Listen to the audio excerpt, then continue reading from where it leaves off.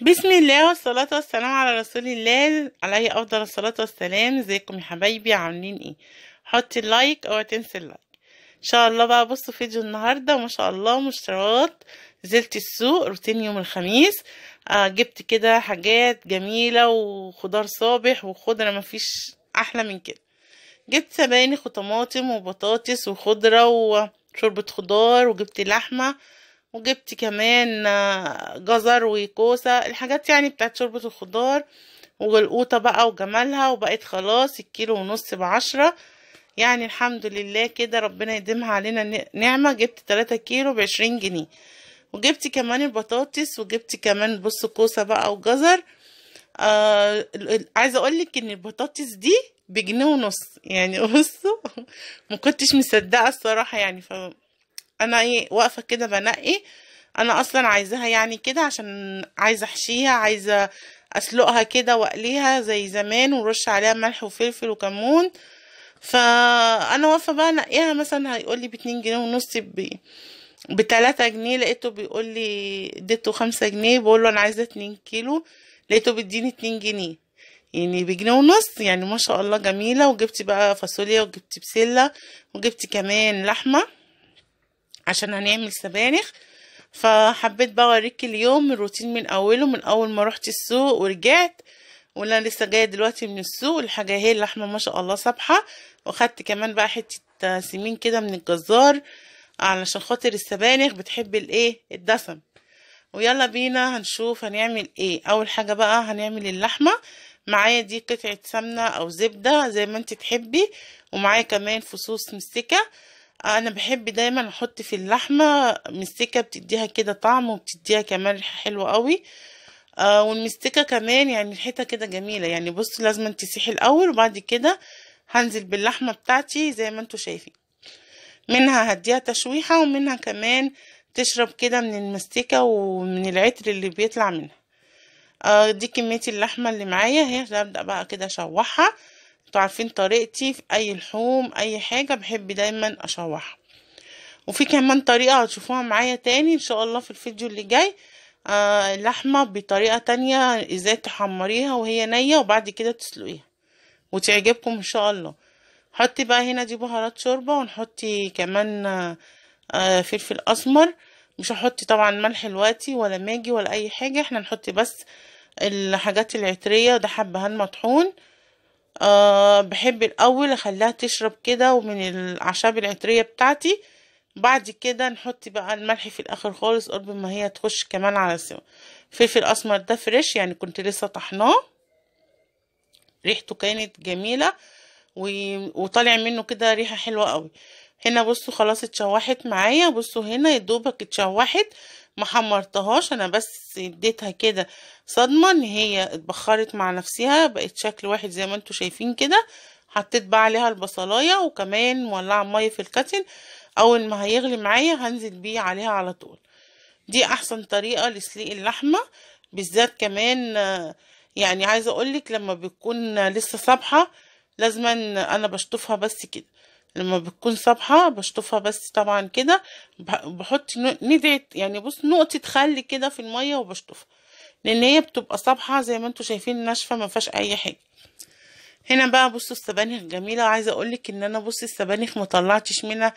يعني مثلا انا طبعا السبانخ بقى كل ما بجيب بشيل كيس او كيسين. يعني بصوا دي طبعا كمية كبيرة، انا مش هطبخ الكمية دي كلها. كل ما بتكون حلوة وصابحة كده وجميلة بحب دايما اشتريها من الفلاحين. الحبة اللي انتوا شفتوهم معايا دول كلهم مش هيطلعوا حوالي ربع حزمة. هالك يعني اللي هي ده صفرة فيها نقطة، فيها يعني ناشفة يعني شيخة. يعني عايزة اقولك ان السبانخ دلوقتي يعزها ويا جمالها ان انتي تجيبي وبتغزني. انا بقى بصوا ساعات ممكن لو انا عندي اكلي وموريش حاجة ويوم فاضي انزل السوق، ممكن اشتري شوية سبانخ وانضفهم واقطعهم. بصوا انا بوريكي هنا ان دي ورقة فيها بقع صفرا. لكن لو انا مثلا زي دلوقتي اهو نزلت السوق جايبة طبيخ عشان اطبخه، بجيب كمية كبيرة زي ما انتوا شايفين. الكمية اللي في الطبق دي خلاص انا غسلتها وخرطتها، والكمية اللي انا لسه هشيلها طبعا هسيبها لما تصفى خالص، وبعد كده اخرطها واشيلها. احسن حاجه ان انت تسيبيها تغسليها صحيحه وبعد كده تشيليها. السبانخ اللي بشيلها ما بحطش فيها خضره، انا بشيل سبانخ بس. الخضره موجوده طول السنه وطول في اي وقت، وكمان علشان تديها كده ريحه حلوه. هنا بصوا البصله بتاعتي احمرت، طلعت السمين اللي كنت سلقاه مع اللحمه حطيته كده. هياخد شويه مع البصله، واحط كمان الفريك. الفريك ده انا نقعته الصبح قبل ما اروح السوق. يعني انا قمت كده قلنا هناكل ايه، ناكل سبانخ، خلاص دخلت على المطبخ طلعت شويه فريك، نقيتهم وبليتهم في ميه سخنه ولبست العبايه ونزلت السوق. ليه بعمل كده؟ لان الدنيا شتا، والفريك علشان يبقى مستوي معاكي ما يبقاش محاصر، ما يندخش تحت اسنانك، لا انقعيه لا من بالليل لا اما من الصبح بدري. يعني لو انت عارفه من بالليل ان انت هتعملي اكله فيها فريك، انقعيه بالليل. عرفتي الصبح، يبقى اول حاجه خالص تفكري فيها ان انت تنقعي الفريك بتاعك. هنا خلاص حطيت بقى الطماطم، واحط شويه فلفل اسمر، وهسيبها تتسبك عشان خاطر ايه انزل فيها ايه السبانخ. وهنعمل بردك كده ايه شويه حاجه حلوه. مهروتين النهارده حلو وحادق، النهارده الخميس لازم نعمل حاجه حلوه عشان صبح علينا الجمعه ويقوم اجازتنا، ودي عاده وربنا ما يقطع علينا ولا يقطع لكم عاده.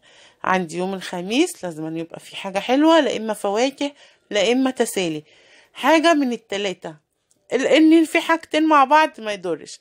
هنا خلاص الطماطم معايا اتسبكت، فنزلت عليها بالسبانخ، وكمان السبانخ هبتت، رحت نازله بالايه بالخضره، علشان الحله يعني ما كانتش ساعيه السبانخ والخضره مع بعض. هنا بقى بصوا هسيبهم بقى ايه ياخدوا ويدوا شويه كده مع بعض. بعد كده هنزل معايا باللحمه.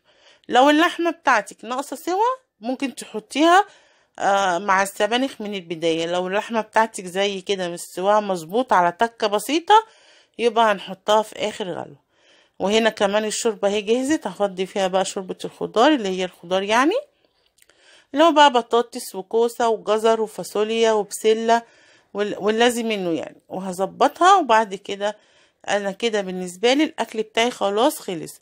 طب خلاص خلص هقعد كده فاضيه؟ لا، هنا خلاص السبانخ خلصت، وطشت لها كمان الطشه الجميله بالثومه والكزبره. هنا كده بقى هرجعها لورا، وهنشوف هنعمل الحلو بتاعنا اللي هو ايه، حلو بزياده، رز بلبن بس بقى بطريقه جميله وطعم تحفه.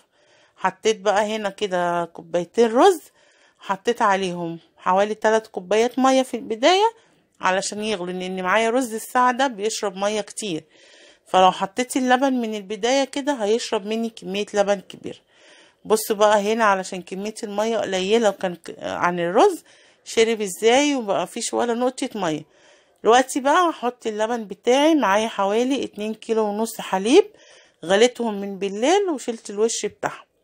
هحطه في الرز بس بقى مش دلوقتي، يعني قدام شويه لما يغلي كده ويتجانس اللبن مع الرز كده وياخدوا يدوا مع بعضيهم، نبقى نحط القشطه ونحط الكريم جانتيه والنشا يعني في الاخر خالص. هسيبه بقى يغلي كده ويظبط، واحط له السكر وهظبطه. طبعا انا عملت معاكم رز بلبن كتير، بس انا حبيت اوريكي ازاي يومي، لاني وريتهولك من البدايه. هبدأ بقى هنا بصوا خلاص كده كان الحاجات دخلت في بعضيها. هبدأ احط القشطة عشان كمان عقبال ما هي يعني تسيح يكون اخد كمان غلوة، يبقى كده الرز بتاعي مظبوط. اخر حاجة بحطها له هي معلقة نشا واحدة، معلقة كبيرة بحط معاها معلقتين كريم جانتيه، بحط كمان معلقتين لبن بودرة او 3 عشان اعوض الكوبايتين او ال3 كوبايات اللي انا حطيتهم للرز. هنا دولت بصوا عبارة عن معلقتين كريم جانتيه، معلقتين كبار لبن بودرة، معلقة واحدة كبيرة خميرة، نص معلقة سكر بودرة عشان يحل كل الكلام اللي انا بقول لكم عليه ده. هبدأ بقى كده احطه بالراحة واقلب لغاية لما يلف معايا وافضيه. انا عاملة كمية كبيرة لان الصراحة بقى يعني قلت بقى ايه اعمل لهم اكلة بشبعة بقى، يقعدوا ياكلوا فيها يومين كده 3، واللي ليه نصيب في شيء هيدوقه، واللي ليه نصيب في حاجة هياكل منها. دي الكمية بتاعتي اهي ادخلها بقى التلاجة. ودي كمان السبانخ بتاعتي خرطتها يعني خلاص اتصفت، دي مش مية، دي لمعة بس منها، طبعا انها مندية، انا ما تسيبهاش بردك لغاية لما تلاقيها دبلت كده، لا لازم برضك تسيبيها لما تصفى خالص ما يبقاش بتنقط ميه. بعد كده تخرطيها وبعدين تعبيها في اكياس اللي هي التلاجة دي. انا هنا اعبي الكمية يعني احطهم في كيسين. انا الصراحة ما بتقيدش بكمية، لكن انا بص وانا بطبخ كده انا ماشية يعني مش بمعيار او بمقدار، لا يعني ممكن انا عملت الطماطم اهو في الحلة وحطيت كيس سبانخ، حسيتي الطماطم كتير بحط شوية سبانخ تاني. فاهمين قصدي؟ مش متأيدة يعني ان ايه الكيس وكده، لا انا بعمل كده بالبركة واللي ربنا بيريد فيه بيحصل. بصوا الطبق بتاعي مفيهوش مية ازاي، بوريهولك ان هو ناشف، يعني اللمعة دي لمعة بس ايه المية، لكن هي مفيهاش نقطة مية. الطبق ناشف خالص اهو مفيهوش اي حاجة. وعايزة اقولك ان الطريقة دي والله على ضمانتي وضمن ربنا ان هي احسن حاجة. انا جربت حاجات كتير ودي احسن طريقة. اهم حاجة تخرجي منها الهواء كويس، واهم حاجة برضك ما تسيبيش منها التلاجة، يعني ما تفكيش منها التلج وترجعي تتلجيها تاني، طبعا هتبوظ. انا دي اول مرة اطبخ على فكرة السبانخ الخضراء، كل المرات اللي كنت بطبخها كانت اللي في الفريزر، يعني دي اول مرة اعمل اللي هي الفريش. ودي بردك اول حاجة تتفرز معايا من السبانخ اول دفعة. فتنسيش بقى في الاعجاب، ولو عجبكم طريقتي وعجبكم الروتين بتاعي متنسونيش في لايك واشتراك وتفعيل الجرس للكل عشان يوصلك كل جديد.